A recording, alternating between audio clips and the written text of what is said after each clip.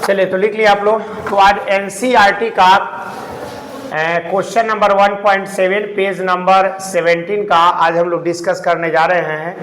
यह क्वेश्चन है कि कोई इलेक्ट्रॉन 2 × 10⁴ न्यूटन पर कूलम परिमाण के एक विद्युत क्षेत्र में 1.5 cm दूरी तक गिरता है। क्षेत्र का परिमाण समान रहते हुए इसके दिशा उत्क्रमित कर दी जाती है। अब कोई प्रोटॉन इस क्षेत्र उतनी ही दूरी तक गिरता है। दोनों प्रक्रम में गिरने में लगे समय की गणना करें और इस परिस्थिति की गुरुत्व के अधीन मुक्त पतन से तुलना कीजिए। यही आपका क्वेश्चन है, समझ गए। अब देखिए तो इसमें प्रोटॉन और इलेक्ट्रॉन दोनों का चर्चा हुआ है, देख रहे हैं ना, प्रोटॉन का भी और इलेक्ट्रॉन का भी। तो पहले केस 1 में इसको सॉल्व करते हैं। पहले इस क्वेश्चन को का सॉल्यूशन केस 1 में देते हैं। तो केस 1 में इलेक्ट्रॉन के लिए ले रहे हैं हम लोग। तो इलेक्ट्रॉन के लिए तो देखिए इलेक्ट्रॉन के लिए पहले ले रहे हैं, जो इलेक्ट्रॉन का चर्चा है इसमें। तो इसमें कह रहा है कि एक इलेक्ट्रॉन जो है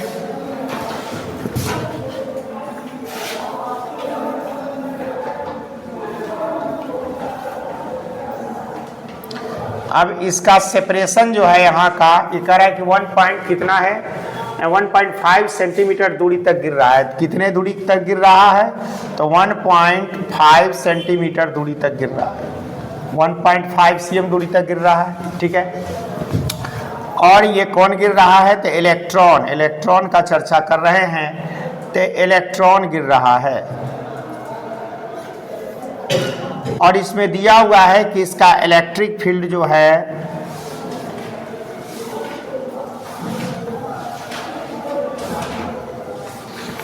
और क्वेश्चन में ये भी दिया हुआ है कि इलेक्ट्रिक फील्ड वो डायरेक्शन इसका ऊपर की ओर है।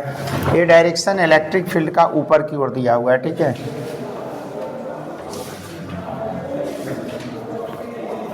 ऐसे है, ठीक है। ये प्लस प्लस प्लस,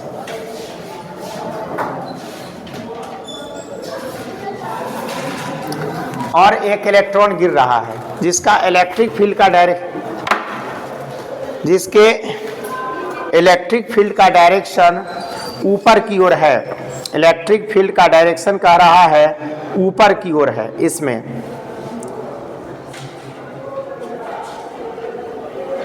क्षेत्र जो है इलेक्ट्रिक फील्ड क्षेत्र की डायरेक्शन, विद्युत क्षेत्र का डायरेक्शन इसमें कह रहा है ऊपर की ओर है, ठीक है।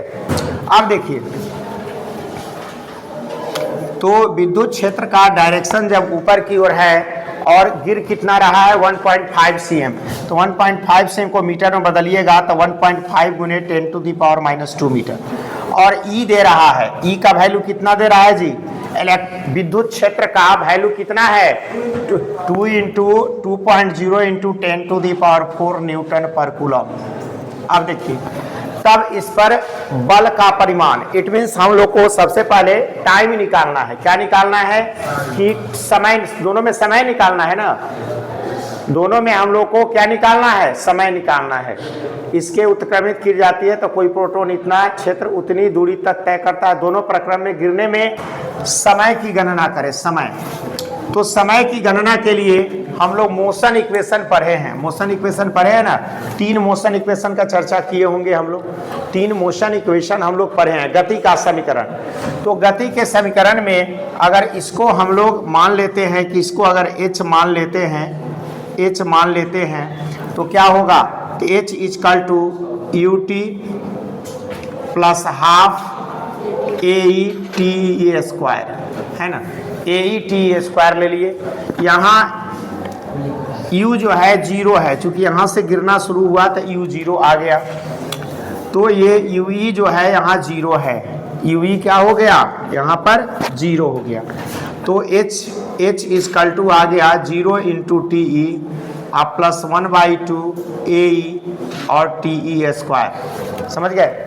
अब देखिए अब इसमें हम लोग क्या करेंगे, यहाँ ये तो 0 हो जाएगा तो h = हो जाएगा 1/2 AETE² आ गया ना। अब इसको क्रॉस गुना करेंगे तो 2h बराबर ए ई टी ई स्क्वायर, तो टी ई स्क्वायर बराबर हो जाएगा 2h बाई ए ई, चाहे टी ई बराबर हो जाएगा root under 2h by E. ये निकाल लिए रूट अंडर, ये हम लोग निकाल लिए इस फार्मूला के द्वारा। ये गति का समीकरण ही है, इसको गति का समीकरण ही कहते हैं, गति का समीकरण ही है ये, समझ गए? ये क्या है? गति का समीकरण। अब देखिए, अब फिर हम लोग आगे बढ़ते हैं इसमें। अब इसमें हम लोग क्या करेंगे, इसमें ये इलेक्ट्रॉन का त्वरण चाहिए, त्वरण चाहिए ना, तो त्वरण के लिए हम लोग जानते हैं कि E इक्वल टू विद्युत क्षेत्र E इक्वल टू क्या होता है, बल बटा ये आवेश, ठीक है? ये बल जो लग रहा है आवेश, तो ये बल बराबर कितना हो जाएगा, EQ हो जाएगा, और बल बराबर होता है द्रव्यमान गुणे त्वरण। क्या होता है? द्रव्यमान गुणे त्वरण। तो me इंटू AE बराबर EQ है ना, EQ, चाहे इसको me AE equal to E into E लिख सकते हैं, चार्ज ऑन इलेक्ट्रॉन। अब देखिए, तो E इक्वल टू हो जाएगा इलेक्ट्रॉन पर आवेश E बाई me, ये आ गया। तो ये आ गया इक्वेशन फर्स्ट और ये आ गया इक्वेशन सेकेंड। अब इक्वेशन ये आ गया हमारे पास, इक्वेशन एक्सेलरेशन का, कि एक्सेलरेशन विद्युत क्षेत्र F, विद्युत क्षेत्र बराबर F बाई क्यू, तो F इक्वल टू EQ, और ये हम लोग जानते हैं बल इक्वल टू द्रव्यमान गुणे त्वरण, तो द्रव्यमान गुणे त्वरण इंटू EQ हो गया, द्रव्यमान गुणे त्वरण E इंटू E आ गया। अब इससे हम लोग क्या निकाल लिए, एक्सेलरेशन, त्वरण निकाल लिए, इलेक्ट्रॉन का त्वरण निकाल लिए, इतना आया। अब इसको समीकरण 1 में पुट कर दीजिए, तो इसको समीकरण 1 में डालेंगे, तो समीकरण 1 से AE का मान समीकरण 1 में डालने पर, तो समीकरण 1 में डालिएगा तो क्या आएगा, देखिए, तो समीकरण 1 में डालिएगा तो T बराबर टाइम जो निकालना है, कितने समय में गिरेगा क्षेत्र में उतनी दूरी, कितने समय में वो तय करेगा, ठीक है? तो समय की गणना करना है हम लोग को, तो इसमें 2h और इसका वैल्यू डाल दीजिए, तो E into E divide me, तो me ऊपर चला जाएगा तो कितना हो जाएगा, 2h me बटा E इंटू E। अब सबका वैल्यू डाल दीजिए इसमें, ये सबका वैल्यू डाल दीजिए, तो देखिए 2 आया, और h का वैल्यू कितना है जी, 1.5 गुने 10 टू दी पावर -2, और मास ऑफ इलेक्ट्रॉन कितना होता है, 9.1 गुने 10 टू दी पावर -31 होता है ना, और डिवाइड इलेक्ट्रिक विद्युत क्षेत्र दिया हुआ है कितना, 2 गुने 10 पर पावर 4, और फिर इलेक्ट्रॉन पर आवेश होता है 1.6 गुने 10 टू दी पावर -19। अब इसको सिंप्लीफाई कीजिएगा तो आपको इसका वैल्यू आ जाएगा, सिंप्लीफाई आप लोग घर पर कर लीजिएगा, तो ये आएगा 2.9 into 10 to the power -9 second, तो ये आ जाएगा 2.9 into 10 to the power -9 second, तो ये निकलेगा, समझ गए? तो ऐसे इसको निकालना था, चलिए नोट कीजिए। और ये कोई अलग तरह का क्वेश्चन नहीं था, चूंकि हम लोग 11th में सरल रेखा में गति का समीकरण हम लोग निकाले थे, उसी गति के समीकरण से हम लोग बनाए हैं। और विद्युत क्षेत्र भी हम लोग पढ़े हैं कि विद्युत क्षेत्र E equal to F by Q होता है, पढ़े है ना? विद्युत क्षेत्र E इक्वल टू क्या होता है, F बाई क्यू होता है। तो इससे हम लोग निकाल लिए, इसका त्वरण निकाल लिए, और ये भी हम लोग 11th में न्यूटन के गति के नियम में पढ़े हैं कि बल बराबर द्रव्यमान गुणे त्वरण, तो इसी के आधार पर निकाल लिए।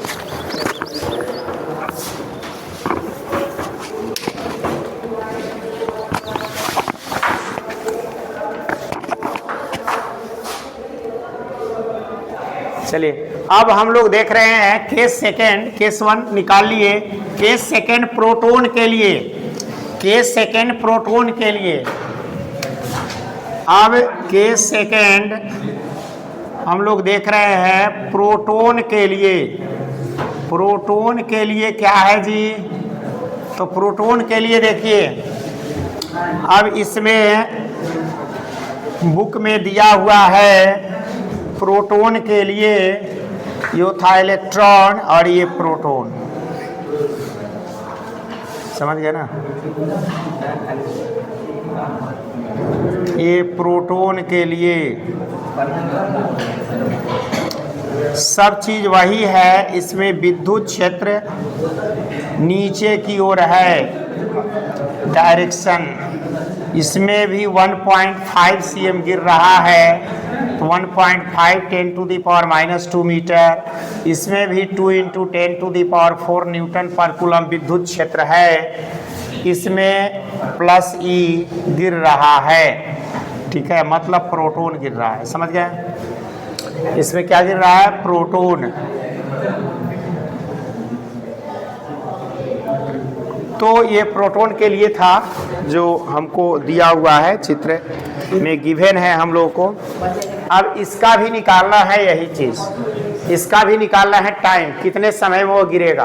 तो सिर्फ हम जितना फार्मूला लिखे हैं आप लोग तो उसको ये कर लीजिए, इसको TP कर दीजिए, इसको P कर दीजिए, इसको E लिखे हैं तो P कर दीजिए, P कर दीजिए, इसको भी P, इसको भी P, प्रोटॉन के लिए सब P हो जाएगा, ये सब P हो जाएगा, ये P हो जाएगा, ये P हो जाएगा, ये P हो जाएगा, ये P हो जाएगा, ये भी P हो जाएगा और ये भी P हो जाएगा प्रोटॉन के लिए। यहाँ पर एक्सेलरेशन, ये मास ऑफ प्रोटॉन, मास त्वरण, प्रोटॉन का त्वरण, मास ऑफ प्रोटॉन, प्रोटॉन का त्वरण है ना, और ये प्रोटॉन का त्वरण, प्रोटॉन का मास। अब इसमें फिर इसमें से इसमें डाल दीजिए, समझ गए, इसको इसमें फिर डालिएगा, समीकरण 2 से त्वरण का मान समीकरण 1 में डाल दीजिए, तो डालिएगा तो क्या आ जाएगा, तो यहाँ सिर्फ P आ जाएगा, सब वही होगा जी, इसका चार्ज भी वही होगा, मास बदल जाएगा, मास होता है 1.67 × 10⁻⁻27, ठीक है, -27 और सब वही रहेगा, तो कितना आ जाएगा, इसको सिंप्लीफाई घर पर कर लीजिएगा आप लोग, तो इसका आ जाएगा, क्वेश्चन वही है तो उसी में है, तो 1.3 × 10⁻⁷, उसी में दोनों क्वेश्चन था, 1.3 × 10⁻⁷ सेकेंड, इसी में दोनों क्वेश्चन था। इलेक्ट्रॉन प्रोटॉन नहीं देख रहे हैं, दोनों का चर्चा, अरे इलेक्ट्रॉन का भी चर्चा है, देख रहे हैं ना, प्रोटॉन भी लिखे हैं, देखिए प्रोटॉन लिखे हैं, इसी क्वेश्चन में दोनों था। चलिए नोट कीजिए जल्दी से। हाँ, क्वेश्चन फिर नहीं लिखना है, केस सेकंड लिखिए ना, इसमें केस सेकंड लिखना है, केस फर्स्ट हो गया, केस सेकंड लिखना है, तो सिर्फ इसमें बदल क्या गया, कैलकुलेशन में जो हम लोग इसको हल किए, इसमें क्या बदला, सिर्फ मास ऑफ प्रोटॉन आ गया, मास ऑफ इलेक्ट्रॉन, इलेक्ट्रॉन के द्रव्यमान के जगह पर प्रोटॉन का द्रव्यमान आ गया 1.67 × 10⁻⁻27, इसके अलावा कुछ नहीं, बात समझे कि नहीं। तो आ जाएगा 1.3 × 10⁻⁻7, 1.3 × 10⁻⁷ सेकेंड, तो इतना आ जाएगा।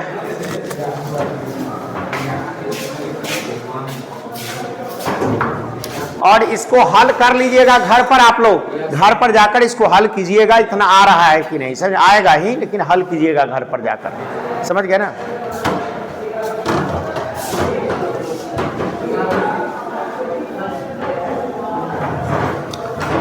जल्दी से नोट कीजिए।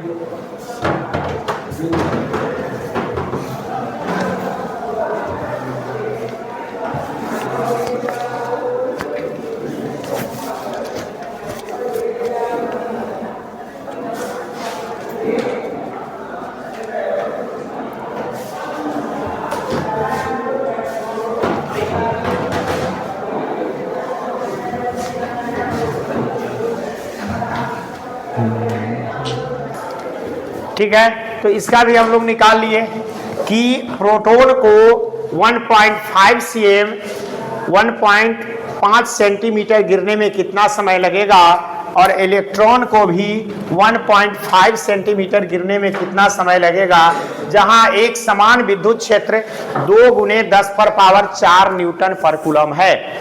एक समान विद्युत क्षेत्र 2 0 गुने 10 पर पावर 4 न्यूटन पर कूलम एक समान विद्युत क्षेत्र में 1.5 cm दूरी तक इलेक्ट्रॉन को गिरने में कितना समय लगेगा और प्रोटॉन को गिरने में कितना समय लगेगा, जो हम लोग निकाल लिए। बात समझे कि नहीं। अब देखना है, हम लोग जानते हैं कि कोई भी अगर वस्तु चाहे कोई भी कण हो, अगर वह स्वतंत्र रूप से मुक्त रूप से अगर गिरता है तो गुरुत्वीय त्वरण 9.8 मीटर पर सेकंड स्क्वायर लगता है ना जी। गुरुत्वीय त्वरण का जी का वैल्यू कितना होता है 9.8 मीटर पर सेकंड स्क्वायर। समझ गए, लगता है, लेकिन ये भी तो गिर रहा है, तो यहाँ गुरुत्वीय त्वरण लगना चाहिए 9.8 मीटर पर सेकंड स्क्वायर।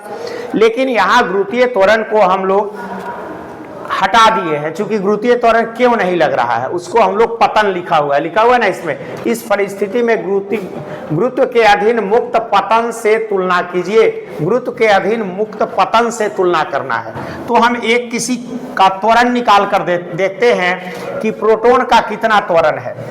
तो देखिए, प्रोटॉन के लिए त्वरण हम लोग निकालते हैं। तो प्रोटॉन के लिए त्वरण जो निकालेंगे, देखिए फॉर्मूला हमारे पास ये है कि E डिवाइड MP, यही ना जी। अब देखिए, 2 गुने 10 पर power 4 1.67 into 10 to the power minus 27, sorry 1.6 into 10 to the power minus 19, 1.67 into 10 to the power minus 27।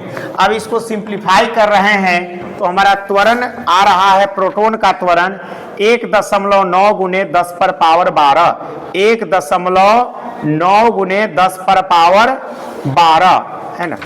तो 1.9 गुने 10 पर पावर 12 मीटर पर सेकेंड स्क्वायर। अब बोलिए, ये वैल्यू जो है 9.8 मीटर पर सेकेंड स्क्वायर से बड़ा है कि छोटा है? ये वैल्यू 9.8 मीटर पर सेकेंड स्क्वायर से बड़ा है कि छोटा है? ये वैल्यू बहुत बड़ा है, क्योंकि 1.9 गुने 10 पर पावर 12 है और ये 9.8 मीटर पर सेकेंड स्क्वायर है। तो ये वैल्यू इससे बहुत विशाल वैल्यू है, बहुत बड़ा वैल्यू है। बात समझे कि नहीं। तो बड़ा वैल्यू होने के कारण हम लोग गुरुत्व के प्रभाव की उपेक्षा कर रहे हैं। यहाँ क्या कर रहे हैं? गुरुत्व के प्रभाव की उपेक्षा कर रहे हैं कि गुरुत्व का कोई प्रभाव इलेक्ट्रॉन प्रोटॉन को गिरने के दौरान नहीं है। इलेक्ट्रॉन प्रोटॉन पर गिरने के दौरान गुरुत्व का कोई प्रभाव नहीं है और गुरुत्व के प्रभाव की उपेक्षा कर रहे हैं, क्योंकि यहाँ प्रोटॉन का त्वरण जो आ रहा है 1.9 गुने 10 पर पावर 12 मीटर पर सेकेंड स्क्वायर, जो गुरुत्वीय त्वरण से बहुत बड़ा है। बात समझे कि नहीं। गुरुत्वीय त्वरण से बहुत बड़ा है, इसलिए गुरुत्वीय त्वरण की यहाँ उपेक्षा किया जा रहा है। यहाँ कर दिए उपेक्षा, क्योंकि बहुत बड़ा वैल्यू है। देख लीजिए ना, 12 वैल्यू आएगा इसका, 19 पर 10 टू दी पावर 11 कितना आएगा, और ये आएगा 9.8, बहुत छोटा वैल्यू है। 9.8 क्या है? बहुत छोटा वैल्यू है ना जी। 9.10 भी नहीं है, 9.8 10 मीटर पर सेकेंड स्क्वायर 9.8 है, ठीक है। तो बहुत छोटा है, इसलिए हम लोग यहाँ उपेक्षा करते हैं। तो यही था इस सेंटेंस का। इस परिस्थिति की गुरुत्व के अधीन मुक्त पतन से तुलना कीजिए। तो लिखिए हाँ, लिखिए ना, इसी में लिखिए प्रोटॉन का त्वरण, इलेक्ट्रॉन और प्रोटॉन का त्वरण, इलेक्ट्रॉन और प्रोटॉन का त्वरण। हाँ लिखिए ना इसमें, हाँ इसके नीचे लिखिए ना। हाँ ये लिखने के बाद, ये निकालने के बाद, हाँ इसको नोट करने के बाद, इसको पहले नोट कीजिए।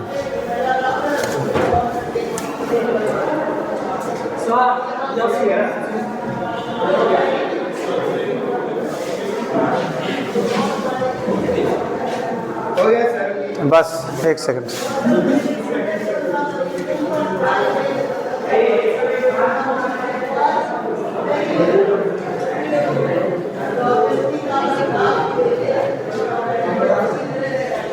जल्दी उतारिए। लिखिए प्रोटॉन का त्वरण, प्रोटॉन का त्वरण, प्रोटॉन और इलेक्ट्रॉन का त्वरण, प्रोटॉन और इलेक्ट्रॉन के त्वरण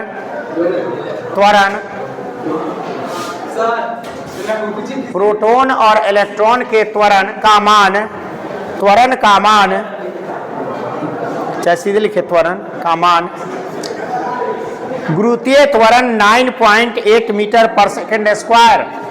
प्रोटॉन और इलेक्ट्रॉन के त्वरण का मान, गुरुत्वीय त्वरण 9.8 मीटर पर सेकेंड स्क्वायर, गुरुत्वीय त्वरण 9.8 मीटर पर सेकेंड स्क्वायर से बहुत अधिक है, से बहुत अधिक है, बहुत अधिक है। इसलिए इसलिए इसलिए इसलिए इस प्रश्न